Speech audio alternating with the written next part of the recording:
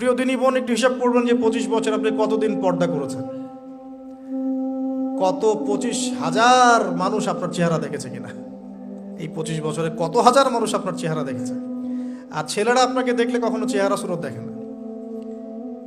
বেগানা নারীর দিকে একটা ছেলে যখন তাকায় এবং সেক্সুয়াল ডিজায়ার নিয়ে তাকায়, তখন সে চোখ দিয়ে তাকে রেপ করে। ভেরি সরি টু সে যে আপনি প্রচুর চোখ দিয়ে রেপড হয়েছেন প্রিয় দিনী বোন।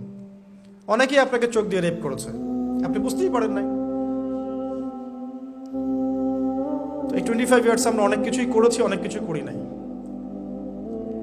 এখন একটু আজকে সাদা একটা কাগজ নিয়ে আমরা একটা হিসাব করব যে আমরা 25 বছরে কি কি করেছি, কি কি করি নাই, কি কি পাপ করেছি, কি কি করি নাই, কি কি পুণ্য করেছি, কি কি করি নাই। আমি আগে মনে করতাম যে একটা খালেস তওবা ইনশাআল্লাহ আল্লাহ পাক সব মাফ করে দিবেন। আসলে আল্লাহ পাক মাফ করেই দিবেন, কিন্তু ভিতর থেকে স্যাটিসফাই হতে পারবেন না আপনি। এখন যদি আপনি এখান থেকে আমার এই লেকচারটা শুনে আল্লাহর ওলি হয়ে যান এবং আপনি বড় মুহাদ্দিস, মুফতি, দিনের বড় দায়ী ইলাল্লাহ, বড় পলিটিশিয়ান, বড় ইঞ্জিনিয়ার, মানে যারা ওয়ার্ল্ডকে ইসলাম স্ট্যাবলিশমেন্টের দিকে নেতৃত্ব দিচ্ছেন, এমনও মানুষ যদি আপনি হয়ে যান, আপনি এই 25 বছরের ঋণটা শোধ করতে পারবেন না। এই 25 বছরের ঋণ আপনাকে প্রতিনিয়তই ভিতরে ধুকিয়ে মারবে আর কি, যেটা আমাদেরকেও মারে ভিতর থেকে। যে আমরা যদি আগে থেকে বিষয়গুলো বুঝতাম, যদি আরও আগে থেকে স্টাডি করতে পারতাম, আরও বেশি যদি আমি আলেম ওলামার সাথে মিশতে পারতাম, আরও যদি বেশি গভীরে যেতে পারতাম, তাহলে কতই না ভালো হতো। আমি আশা করি কথাগুলো আপনাদের কলিজায় পৌঁছাবে ইনশাআল্লাহ। এখন লাইফের এটা সবচেয়ে ভাইটাল পার্ট। এই সম্পর্কে আমি জাস্ট 2টা হাদিস বলে আস্তে আস্তে কনক্লুশনের দিকে যাচ্ছি। নবী সাল্লাল্লাহু আলাইহি ওয়াসাল্লাম বলছেন যে 7 শ্রেণীর মানুষকে আল্লাহ পাক কিয়ামতের দিনে আরশের ছায়া দিবেন। কত শ্রেণী ভাই?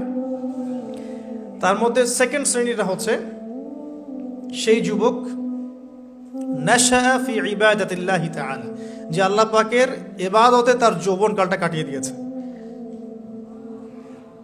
এখনো বাকি আছে আপনার সামনে। যৌবনকাল কতটুকু? হয়তো 15 to 40। তার মানে এখনো 40 বা 50 বছর পর্যন্ত আপনার যৌবন টিকে থাকবে ইনশাল্লাহ, যদিও বা এই যুগে থাকে না আর কি। আমরা তো ফ্যান্টাসিতে ভুগি অনেক সময় 4টা বিয়ে। বাস্তবতা হচ্ছে এই যুগে একটাই ডিফিকাল্ট। একজনকে সন্তুষ্ট করে কি ডিফিকাল্ট।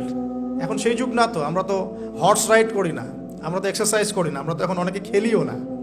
আমরা ফাস্ট ফুড খাই, আমরা হাইজেনিক খাবার খাই না, আমরা আগেকার মানুষদের মতো অনেক কিছুই করি না। এনভায়রনমেন্ট নষ্ট হয়ে গেছে, পলিউশন আছে। সব মিলে এখন আমাদের যৌবন যে 50 বছর পর্যন্ত থাকবে, এটা নিশ্চয়তা দেওয়া যাচ্ছে না যদি আমরা বেঁচেও থাকি। আর কত যুবক যুবতী ভাই বোন যে যৌবনকালেই চলে যায় তার তো ঠিক নাই। প্রিয় দিনী ভাইয়েরা, আমরা আলোচনা করছিলাম যৌবন সম্পর্কে। এই বিষয়ে আমি 2টো হাদিস বলার নিয়াত করেছিলাম। তো প্রথমটা শুনিয়েছি মোটামুটি, সেটা হলো নবী সাল্লাল্লাহু আলাইহি ওয়াসাল্লাম বলেছেন যে কিয়ামতের মাঠে আল্লাহ রাব্বুল আলামিন যে 7 শ্রেণীর মানুষকে তার আরশের ছায়া দিবেন, তার মধ্যে 3য় শ্রেণী হচ্ছে সেই যুবক যে তার যৌবনকালটাকে আল্লাহর পথে উৎসর্গ করেছে বা কাটিয়ে দিয়েছে। আরেকটা হাদিস যেটা বলতে চাচ্ছিলাম সেটা হলো কিয়ামতের মাঠে 5টা প্রশ্ন হবে, স্পেশাল 5টা প্রশ্ন, যে 5টা প্রশ্নের উত্তর না দেয়া পর্যন্ত কাউকে ছাড়া হবে না। তার মধ্যে প্রথম প্রশ্নটাই হচ্ছে তোমার জীবন কোন কাজে কাটিয়েছো, এবং দ্বিতীয় প্রশ্ন হচ্ছে তোমার যৌবন কোন কাজে কাটিয়েছো। সো আমি বলছিলাম আপনাদেরকে যে যৌবন কালটাকে যদি আমরা আল্লাহর পথে কাটাতে পারি, ইনশাআল্লাহু তাআলা আমাদের এই যে উদ্দেশ্যটা, যে নিজেরা দিন পালন করব, নিজের পরিবারের মধ্যে প্রতিষ্ঠা করব, আমাদের সমাজে দিন ইসলামের দাওয়াতি কাজ করব, যেখানেই থাকি সৎ থাকব, একদিন ইনশাআল্লাহ দিন আবার বিজয়ী হবে, এই যে স্বপ্নগুলো, এগুলো বাস্তবায়িত হবে ইনশাআল্লাহ তখনই যখন আমরা নিজেরা পরিবর্তিত হয়ে সমাজের জন্য ভালো কিছু বয়ে নিয়ে আসবো ইনশাআল্লাহ। তো আমি জাস্ট কয়েকটা পয়েন্ট আপনাদের সাথে একটু শেয়ার করে শেষ করে দিব যে এখন থেকে কিভাবে আপনারা বা আমরা আমাদের যৌবনটাকে আল্লাহর পথে কাটাতে পারি। প্রথম যে পয়েন্টটা আমি লিখে নিয়ে এসেছি সেটা হলো, আমি একটু বলেওছিলাম যে আমাদের নিজস্ব খসড়া একটা আমলনামা তৈরি করতে হবে আর কি। আজকে আমরা সেটা করতে পারি বাসায় গিয়ে, যে আমরা যদি আমাদের গড় আয়ু হয় 60 বছর, তাহলে আমরা এখন কতটুকু সময় পেতে পারি, আর এই সময়টুকুর মধ্যে আমাদের টার্গেট কি, আমরা আসলে কি চাচ্ছি, কি অ্যাচিভ করতে চাই। যা চলে গেছে এই সময়টুকুর মধ্যে আমরা কিভাবে আল্লাহর রহমত পাবো, ক্ষমা পাবো কিভাবে। যা চলে গেছে এর মধ্যে অনেক নামাজ কাজা থাকতে পারে, নামাজ কাজা থাকতে পারে, রোজা কাজা থাকতে পারে। অনেক সময় এমন হতে পারে যে আমরা অন্যের হকও নষ্ট করেছি। প্রথম যে কাজটা করা উচিত সেটা হলো খালেস তওবা। 1 নাম্বার তাহলে আমরা বলতে পারি, যদি আমরা এখন সংকটগুলো চিহ্নিত করে সমাধানের পথে হাঁটতে চাই, তাহলে আমাদের যৌবনটা আল্লাহর পথে উৎসর্গ করা ছাড়া কোনো অপশন নাই। উৎসর্গ বলতে আমি বোঝাচ্ছি কাটিয়ে দেয়া, আল্লাহর ইবাদত করে কাটিয়ে দেওয়ার কোনো বিকল্প নাই। তার জন্য প্রথমত আমাদের নিজেদের জীবনের কৃতকর্মগুলোর হিসাব নিকাশ মেলাতে হবে, 1 নাম্বার। আর 2 নাম্বার হচ্ছে বিশুদ্ধ তওবা করে আল্লাহর পথে ফিরে আসতে হবে। বিশুদ্ধ তওবা কিভাবে করব এটা আমরা অনেকে বুঝি না। অনেকে মনে করি যে মুখ দিয়ে জাস্ট আস্তাগফিরুল্লাহ বললেই হয়তো তওবা হয়ে যায়। বিষয়টা এমন নয়। বিশুদ্ধ তওবা হচ্ছে আপনি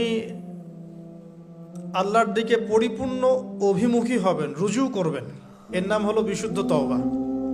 যে পাপগুলো করেছি এগুলোর জন্য ক্ষমা চাওয়া, এই পাপগুলো কোনোদিন করব না এরকম প্রত্যয় ব্যক্ত করা, আর যদি অন্যের সাথে সম্পৃক্ত কোনো হক থেকে থাকে সেটা ফেরত দেওয়া। তো আমরা আজকে গিয়ে সুন্দর করে ওযু করে 2 রাকাত নামাজ পড়তে পারি। 2 রাকাত নামাজ পড়ে আমরা আল্লাহকে বলতে পারি যে আস্তাগফিরুল্লাহাল্লাযী লা ইলাহা ইল্লা হুয়াল হাইয়ুল কাইয়্যুম ওয়া আতুবু ইলাইহি। আল্লাহ, আমি আমার জীবনের এই যে একটা বড় সময় তোমার থেকে দূরে ছিলাম, নামাজ কাজা হয়েছে, রোজা কাজা হয়ে গেছে, চোখের হেফাজত হয় নাই, জিনা হয়ে গেছে নাউযুবিল্লাহ, মাদকের সাথে সম্পৃক্ত ছিলাম নাউযুবিল্লাহ, আমরা মিউজিক্যাল ইনস্ট্রুমেন্ট প্লে করেছি, ইত্যাদি ইত্যাদি। এগুলো থেকে আল্লাহ আমরা আজকে তোমার কাছে তওবা করছি, ক্ষমা চাচ্ছি, এবং আগামী দিনগুলোতে তোমার হুকুম আহকাম মেনে চলার তৌফিক চাচ্ছি। 2টো জিনিস খুব প্রয়োজন, একটা হলো তৌফিক, একটা হলো দোয়া। আপনার প্রচেষ্টা আল্লাহর কাছে দোয়া করতে থাকা এবং আল্লাহর কাছে তৌফিক কামনা করতে থাকা। আল্লাহ পাক যাকে ইচ্ছা তাকে তৌফিক দিয়ে থাকেন।